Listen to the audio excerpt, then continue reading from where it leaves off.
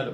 So आज आपण discuss करणार आहोत महाअवतार नरसिंह नावाचा एक नवीन चित्रपट जो आलेला आहे आणि त्याने सगळीकडे हाहाकार करून टाकलेला आहे. As you know, animated movie आहे. लोकांना पहिल्यांदा हा थॉट येतो की animated movie should I go for it or not.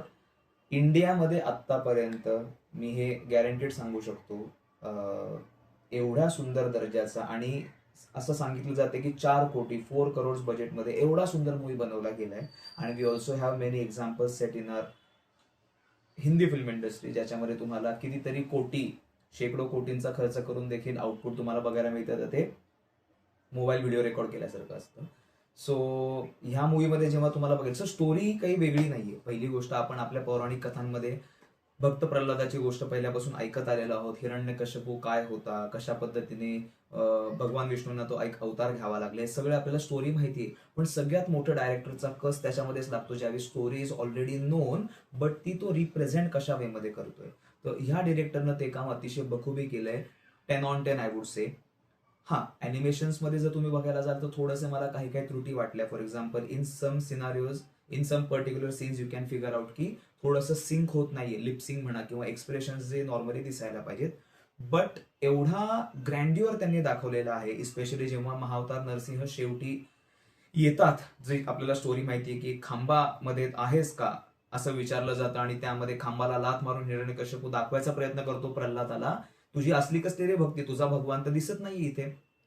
त्यानंतर जो क्लायमॅक्स सेट केलाय त्याने, तो क्लायमॅक्स पूर्ण बाकीच्या चित्रपट एकीकडे आणि हा क्लायमॅक्स एकदम वेगळ्या ठिकाणी तुम्हाला बघायला मिळतो.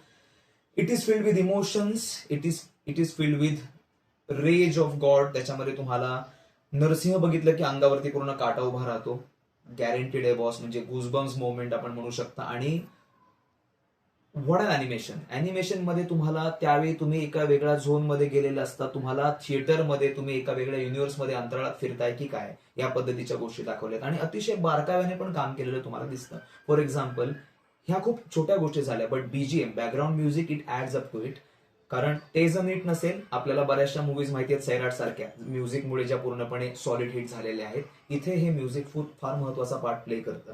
What I am trying to say is, बॅकग्राऊंडला सतत जे चॅन्टिंग सुरू आहे, ओम नमो भगवते वासुदेवाय किंवा नारायण नारायण, हे जेव्हा तुम्ही ऐकत असता तर तुम्ही मंत्रमुग्ध होता.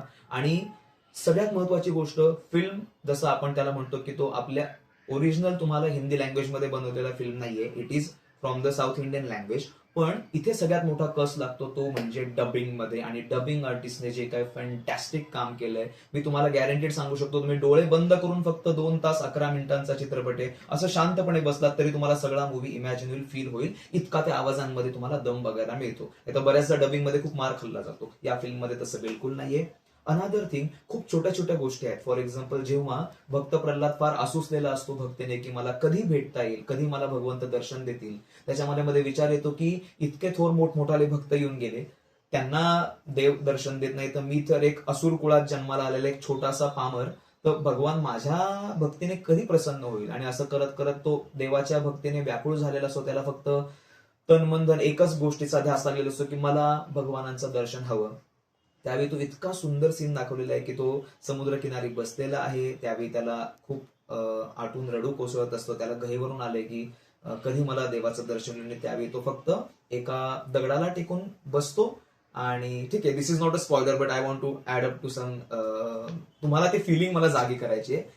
त्यावेळी जेव्हा तो निद्रेतून 1 सेकंद त्याचे डोळे ओपन करतो, त्यावेळी त्याला ती झलक दिसते की समोर त्याच्या विष्णू आहेत. त्यावेळी विष्णूचं जे डबिंग केलं गेलंय, भगवान विष्णूचा जो आवाज दिलाय, तुम्हाला त्यातूनच कळतं की आपण सगळे मनुष्य एक तरफ आणि देव. मग तो वेगळेपणा सिद्ध करण्यासाठी त्या चेहऱ्यावरचा, म्हणजे जे अॅनिमेटेड चित्र दाखवलेलं आहे भगवान विष्णूंचं, त्या चेहऱ्याचे जे एक्सप्रेशन्स आहेत, ती जी सुंदरता आहे, म्हणजे देव बघतच राहावा, बाकी काहीही नको. आणि त्या आवाजामध्ये there is a solid base, at the same time there is a lot of love. मग ज्यावेळी ते म्हटलं जाते की तू माझा भक्त आहेस, पण खरं मी तुझा दास आहे, कारण मला तुझी भक्ती हवी आहे, अशी काही काही सुंदर वाक्य रचना पण त्यात अतिशय तुम्हाला मनमोहक वाटते. So all in all I would like to say, movie is fantastic. IMDb वरती तुम्हाला 9.8चं रेटिंग मिळतं आतापर्यंत इंडियामध्ये. Considering all Hollywood release in India, एवढ्या सुंदर दर्जाचा आणि एवढे हायेस्ट रेटिंग मिळणारा कुठलाच अजूनही मूवी झालेला मिळत नाही आपल्याला, तसा तुम्हाला दिसणारही नाही. आणि कॉन्फिडन्स बाबतीत बोलायचं झालं तर ह्यांनी बाकी काही फापट पसारा केला नाही बघा. त्यांनी तुम्हाला दाखवत बसले नाहीत, 10 ठिकाणी प्रमोशन्स केले नाहीत, 50 शो मध्ये ते गेलेले नाहीत, बिकॉज त्यांचं प्रॉडक्ट सॉलिड आहे. ज्यावेळी तुम्ही काम चांगलं करता, माउथ पब्लिसिटी लोकांमार्फत केली जाते.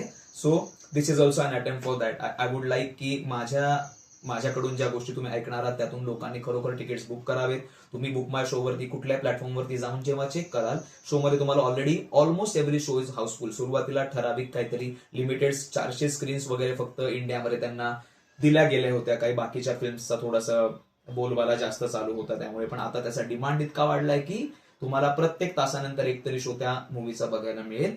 आणि हीच त्याची एक मोठी पोच पावती आहे की त्या डिरेक्टरने किती सुंदर काम केलंय. ज्यावेळी तुम्ही थिएटरच्या बाहेर पडता त्यावेळी तुम्ही पूर्ण देवाच्या भक्तीमध्ये विलीन असता. तुम्हाला हे कळतं की आपल्या सगळ्यांमध्ये एक छोटासा हिरण्यकश्यप लपलेला आहे. आपल्याला प्रत्येकाला गर्व आहे, अहंकार आहे. आपण मी मोठा, मी हे केलं, मला हे जमतं, माझ्याकडे एवढं मोठं शिक्षण, मी एवढा प्रसिद्ध वगैरे वगैरे गोष्टींची सतत आपल्याकडे आपली विचारधारा त्या पद्धतीची बनली आहे. बट हिरण्यकश्यपूला त्याच्यामध्ये दाखवलं जेव्हा त्याला एवढी सगळी सुप्रीम पॉवर मिळते देवाच्या मदतीने किंवा त्याची भक्ती केल्यानंतर, जेव्हा त्याला त्याचा गर्व फार मोठा झालेला असतो, तेव्हा असं दाखवलंय की तो फार मोठ्या आकाराचा झाला, पण 5 मिनिटानंतर त्याला रिअलाइज होतं की अरे बापरे, माझा आकार किती मोठा झाला तरी संपूर्ण हे जे विश्व आहे, आकाशगंगा आहे, स्वतः ब्रह्मदेव जे आहे, ती सगळी रचना आहे ती त्या भगवान विष्णूचीच. तर आपणही पुन्हा तरी नतमस्तक होणं आवश्यक असतं. हा एक संदेश तुम्हाला कायम मिळेल की संपूर्ण सृष्टीचा करता धरता तो. आणि आपण खूप सुपर हिरोज लहानपणापासून ऐकले, right? Spiderman, Superman, Batman, Iron Man, या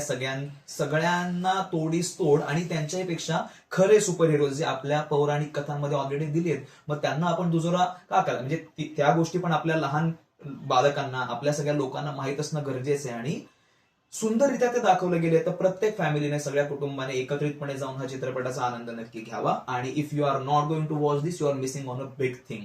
ओटीटी वरती येईल, असा बघू तसा बघू, but theatrical experience is a must. ह्याच्यामध्ये तो जो तुम्हाला वाव जे जाणवणार आहे, that you won't get at home.